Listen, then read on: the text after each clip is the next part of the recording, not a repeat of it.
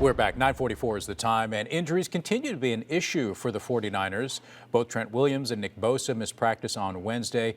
Brock Purdy was a full participant, but he'll be without his two running backs, Christian McCaffrey and Jordan Mason, for this Sunday game against the Bears. Talanoa Hufanga was back at practice, but his hand was taped up, so that's going to make tackling a little difficult.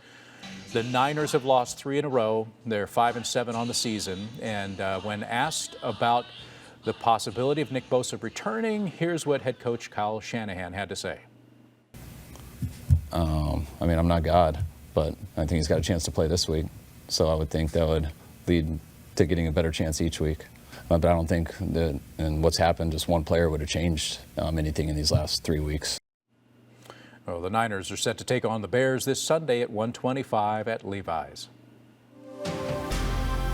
It's 9:46 now, and I told you we were going to clear out after what has been such a cloudy morning. Take a look at this view from the Berkeley Hills now. There's all that sunshine. If you're seeing a very weak frontal boundary brush right past us this morning, you may see a sprinkle or two in a few spots. We've had reports of that up in Sonoma County earlier this morning, mostly in those upper elevations.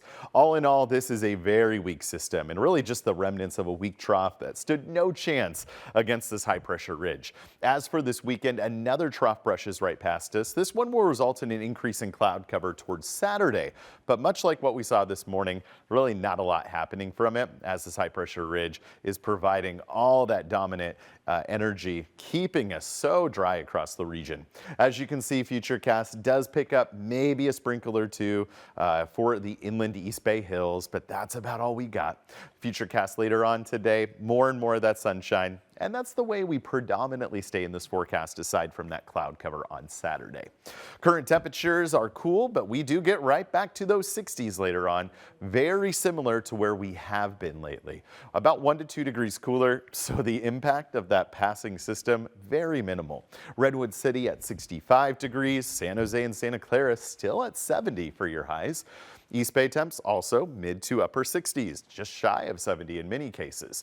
Same up in the North Bay too, with very similar conditions as to what we felt yesterday afternoon, which as you'll remember was pretty nice. Looking ahead tomorrow, very similar to today. There's that cloud cover I'm talking about on Saturday, clear into the rest of the week next week. Michael?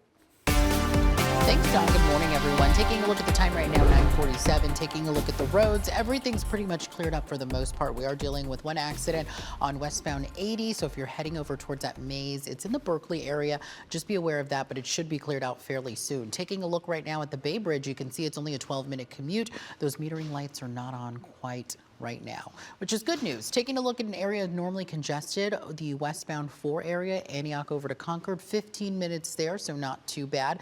Taking a look again, I was just talking about westbound 80 Crockett over to the maze in Berkeley. There's an accident, so just be aware of that. The left shoulder lane is going to be affected as of right now.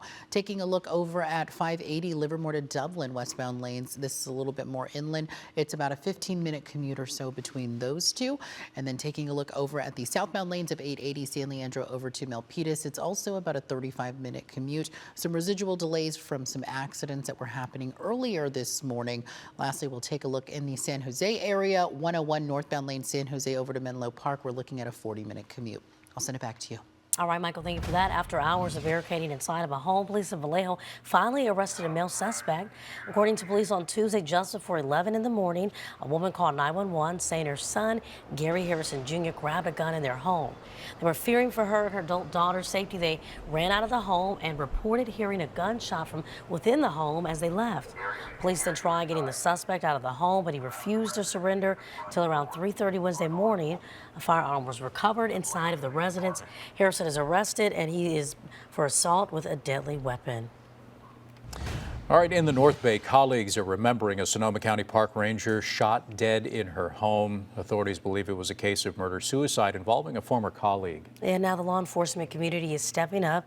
They're trying to help her family, which she leaves behind a son. KRON4 Teresa Estacio has that story. She was very well, highly regarded, well-liked. Damian Evans reflecting on friend and law enforcement colleague Kat Pringle. Authorities say 38-year-old Pringle was a victim of a homicide-suicide involving a former colleague. Both were found dead at her home a day before Thanksgiving. Well, from working with her personally here and on several projects that we worked on with the Rangers, she was a great person to be around. Her coworkers are having to deal with right now. It's a very tight, small group of park rangers that are working through this grief. Evans is president of the Sonoma County Law Enforcement Association. He says that the Peace Officers Research Association of California is spearheading a Fund a Hero site to raise money to help Kat's family, including her 22-year-old son. She was known as also being a great single mother. We're trying to help support the family because from a single mother aspect, there's a financial loss, not only from a medical insurance standpoint, but also finances as well.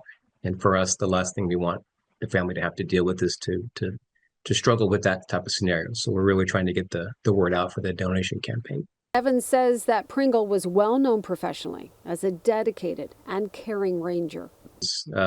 She was one of those people where she will be missed. She was also an EMT and a certified defense tactics instructor. On the Sonoma County Regional Parks Facebook page, there was this. At 38, her life and career were cut far too short, but she leaves a legacy of service and care that will not be forgotten at Sonoma County Regional Parks, end quote. And it's not easy to replace somebody who had her skill set, but also who she was as a person. And I think that's what sometimes is forgotten when we're dealing with a tragedy like this, is like, this is a person who will not easily be replaced. But will always be remembered on our end. In addition to the Fund a Hero campaign, there is also a GoFundMe page set up.